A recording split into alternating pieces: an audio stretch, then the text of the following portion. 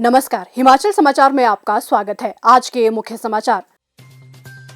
मुख्यमंत्री ने विधानसभा सदन में प्रश्नकाल के दौरान दिए महत्वपूर्ण प्रश्नों के उत्तर। मुख्यमंत्री राहत कोष के लिए 2 करोड़ रुपए का अंशदान। मुख्यमंत्री ने श्री विक्रम सिंह की माता के निधन पर किया शोक व्यक्त। राजीव गांधी वन संवर्धन योजना प्रदेश में हरित आवरण बढ़ाने में होगी कारगर साबित। और अब समाचार विस्तार से। विधानसभा में बजट सत्र के 12वें दिन की शुरुआत आज प्रश्नकाल से हुई। प्रश्नकाल के दौरान डॉक्टर राजेंद्र प्रसाद राजकीय आयुर्विज्ञान महाविद्यालय टांडा से संबंधित पूछे गए एक प्रश्न के उत्तर में मुख्यमंत्री ठाकुर सुखविंदर सिंह सुक्खू ने कहा, जो डिमांड 9 है आईजीएमसी की और डिमांड 31 है और डिमांड 32 है, उसमें आईजीएमसी का भी बजट है और टांडा का भी बजट है। डिमांड 31 में भी आईजीएमसी का बजट है और टांडा का भी बजट है। डिमांड 32 में भी आईजीएमसी का भी बजट है और टांडा का भी बजट है। तो थोड़ा सा कन्फ्यूजन ये हुआ होगा कि कहीं पैसा आईजीएमसी का, जो माननीय सदस्य का कहने का मतलब है कि आईजीएमसी में ज़्यादा खर्च हो गया होगा और इसलिए टांडा में वो ज़्यादा खर्च नहीं हुआ होगा। तो इस संदर्भ में हम इसके बारे आगे देखेंगे। और मैंने पहले ही कहा है कि 1 साल के भीतर हम दोनों मेडिकल कॉलेज को, खासकर आईजीएमसी को और टांडा को, हम अच्छी तरह विकसित करेंगे।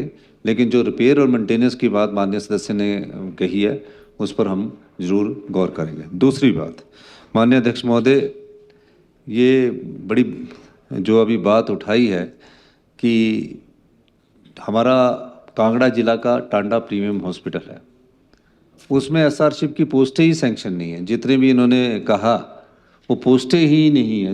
माननीय सदस्य ने जो कहा पोस्टें सैंक्शन नहीं है तो एसआरशिप हो ही नहीं सकती है। तो ये किसी ने ध्यान ही नहीं दिया अभी तक कि एसआरशिप किसी मेडिकल कॉलेज को चलाने के लिए बहुत ज़रूरी होती है। तो जितनी भी इन्होंने पोस्टें कही है, मैंने अभी विभाग की बैठक बुलाऊंगा और जहाँ जहाँ हो सकेगा तो पहले फेज में कुछ पोस्टों को स्वीकृत किया जाएगा और दूसरे फेज में और पोस्टों को एसआरशिप की स्वीकृत किया जाएगा, क्योंकि पहले तो पोस्टें क्रिएट करनी पड़ेगी। और मेरे ख्याल 20 साल हो गए इस टांडा मेडिकल कॉलेज को, यहाँ एसआरशिप की कोई पोस्ट ही नहीं है, तो वहाँ एसआरशिप वाले आते ही नहीं है। और लिफ्ट की उम्र हो चुकी है, उनकी जितनी भी लिफ्टें हैं सारे मेडिकल कॉलेज में, सारी टेक्नोलॉजी को हम देख रहे हैं। सभी का हम आने वाले समय में लिफ्ट का जो टांडा का है उसके रिपेयर के, उनकी नई लिफ्ट लगनी है या उसकी उम्र को बदलनी है, इसके अगर नई लिफ्ट भी लानी पड़ेगी तो उसके पैसे उपलब्ध करवा दिए जाएंगे। सारे मेडिकल कॉलेज ऑटोनमस है। अगर कोई आरकेएस के माध्यम से कोई अगर थोड़ा बहुत चार्ज लेना चाहता है तो वहाँ का प्रिंसिपल और वहाँ के जो टीचर्स है वो डिसाइड कर दे। हम सरकार इसमें कोई हस्तक्षेप नहीं करेगी, वो डिसाइड कर सकते हैं आरकेएस के माध्यम से। अगर सैनिटेशन और इसके लिए अगर कोई पैसा खर्च करना पड़ता है मेंटेनेंस के लिए, जो पहले आरकेएस का सिस्टम था, हम सरकार उसमें कोई इसी प्रकार का हस्तक्षेप नहीं करेगी। और मेडिकल कॉलेज के जो डिसीजन मेकिंग बॉडी है वो इसको फैसला कर सकते हैं कि किस चीज़ पर कितना पैसे और शुल्क लगा सकते हैं, ये उनके ऊपर निर्भर करता है। जिला चंबा में एनएचपीसी परियोजना के तहत कितने परिवार विस्थापित हुए, इससे संबंधित पूछे गए एक प्रश्न के उत्तर में मुख्यमंत्री ठाकुर सुखविंदर सिंह सुक्खू ने कहा, हमारी सरकार व्यवस्था परिवर्तन के तहत अपने अधिकारों की लड़ाई लड़ रही है। माननीय सदस्य ने बहुत इम्पोर्टेंट बात कही है। बैरासूल प्रोजेक्ट जिसके 40 साल पूरे हैं, हमने आपको बताना चाहूँगा, बैरासील प्रोजेक्ट के लिए हमने एनएचपीसी को चिट्ठी लिख दी है कि ये हमें वापिस करो। आप 350 बीघे की जो बात कह रहे हैं, उस मामले में हमने कहा है ये सारे अधिकार वेल्थ जो है हिमाचल प्रदेश की जनता की है। ये पता भी नहीं होगा कि 40 साल उस प्रोजेक्ट के पूरे हो चुके हैं।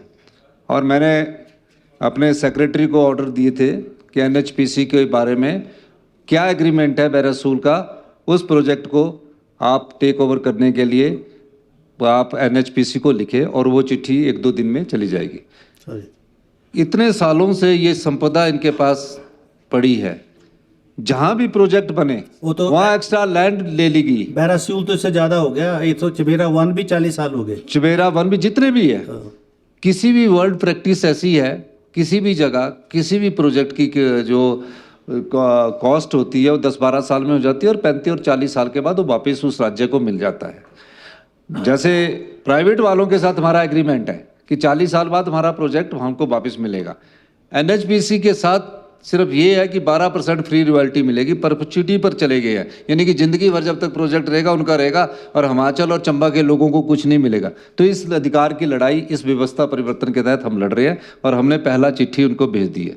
दूसरा, 380 बीघे जो जगह की बात है, इस बारे में भी स्टडी करने की जरूरत है। बहुत बड़ी बात आपने कही है। हमारे पास अपने पास तो लैंड नहीं है, और इनके पास इन्होंने एक्स्ट्रा लैंड उस समय जब हमारा प्रदेश ज़्यादा विकसित नहीं था, उस समय उन्होंने कितने हजारों किसानों की लैंड को ले रखा है, यहाँ भी ले रखा है, बीबीएमबी में भी ले रखा है, हर जगह प्रोजेक्टों की लैंड ज़्यादा है। इस बारे में भी हमारी सरकार गहन अध्ययन करके कानूनी राय लेकर जो भी होगा हम इस पर आगे बढ़ेंगे। सीएमडी मुझे 2-3 बार मिले, 3-4 बार मिले, मैं आपको ध्यान में लाना चाहता हूँ।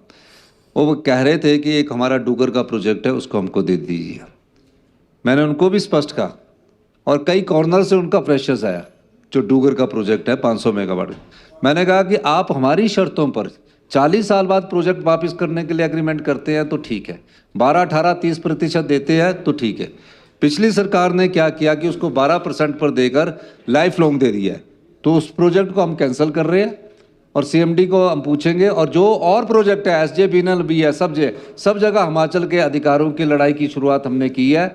ये लड़ाई युवा आने वाले समय में 10-15 सालों तक लड़नी पड़ेगी, तब हमारे को अपना अधिकार मिलेगा, और इस लड़ाई को हमने लड़ना शुरू किया है। और मैं आपको दावा करता हूं कि जो प्रोजेक्ट हमारे, जिसकी चिट्ठी हमने मनोहर लाल खट्टर जी आए थे, मैंने कहा था कि हम 12, 18, 30 पर अगर हमने आप सहमत नहीं है, हम प्रोजेक्ट ले रहे हैं। इस मंच के माध्यम से मैं बताना चाहता हूं कि हम उन प्रोजेक्टों को टेक ओवर करने जा रहे हैं, ताकि हम हिमाचल की संपदा को बिकने से बचाए। और जो बहरासूल और चमेरा वन का जो आपने भी ध्यान में लाया कि चमेरा वन के भी 40 साल है, उसके लिए हमने उनको चिट्ठी लिखेंगे और वो अपना जवाब देंगे। उसके बाद जो कानूनी राय लेकर अगर लड़ना होगा, हम उस लड़ाई को भी लड़ेंगे। जो एक्स्ट्रा भूमि है, ये बिल्कुल सही कह रहे हैं, इसमें कोई दो राय नहीं है। सभी प्रोजेक्टों में एक्स्ट्रा भूमि है, हजारों बीघे एक्स्ट्रा भूमि है।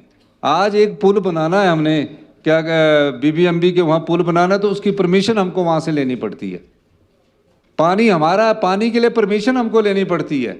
वेल्थ हमारी है, परमिशन उनसे लो। तो इन सब दिशाओं में हमारी लड़ाई चल रही है, और मैं पिछले 1-1.5 साल से लगातार इस लड़ाई को लड़ रहा हूँ।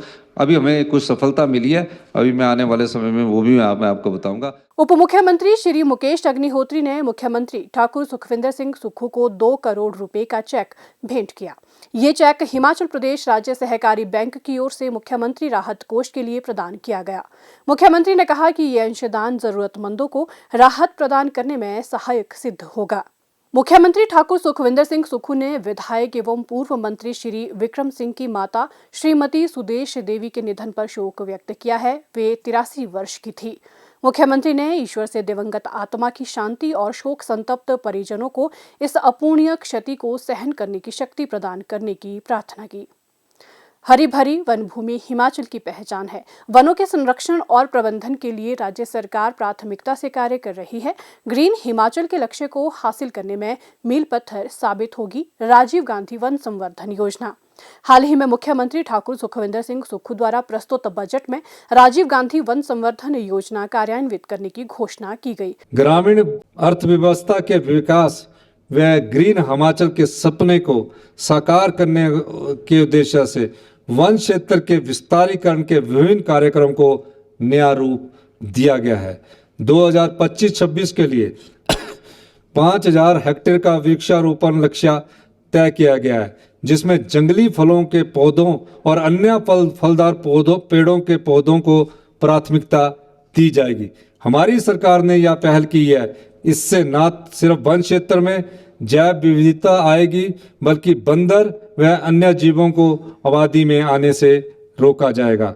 वन प्रबंधन तथा वन क्षेत्र विस्तार में समुदायों की भागीदारी को बढ़ावा देने हेतु मैं राजीव गांधी वन संवर्धन योजना लागू करने की घोषणा करता हूं। योजना के तहत युवक मंडलों, महिला मंडलों और स्वयं सहायता समूहों को बंजर भूमि पर वृक्ष, फलदार और अन्य उपयोगी पौधों के वृक्षारोपण और उनकी सुरक्षा के लिए प्रोत्साहित किया जाएगा।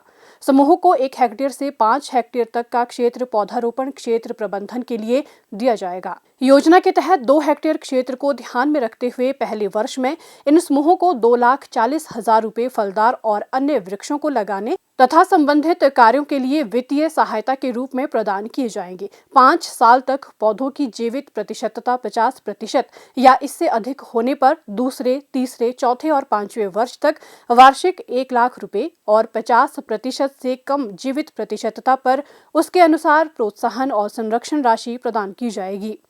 पौधारोपण और वन संरक्षण के लिए प्रति समूह 6,40,000 की राशि मिल सकेगी। वन क्षेत्रों को जियो टैग करके ऑनलाइन मॉनिटरिंग भी सुनिश्चित की जाएगी। इस बजट में राजीव गांधी वन संवर्धन योजना के लिए 100 करोड़ रुपए का प्रावधान किया गया है। प्रदेश सरकार की विभिन्न योजनाएं राज्य के अधिक क्षेत्र में हरित आवरण बढ़ाने में कारगर साबित होंगी। हिमाचल समाचार देखने के लिए सब्सक्राइब करें यूट्यूब चैनल हिमाचल समाचार, लाइक करें Facebook page information and public relations department Himachal Pradesh और सीएमओ हिमाचल, फॉलो करें @DPRHP और सीएमओ हिमाचल, फॉलो करें इंस्टाग्राम @DIPR हिमाचल और सीएमओ हिमाचल, विजिट करें वेबसाइट www.himachalpr.gov.in। इस अंक में इतना ही, कल फिर होगी मुलाकात, दीजिए इजाजत, नमस्कार।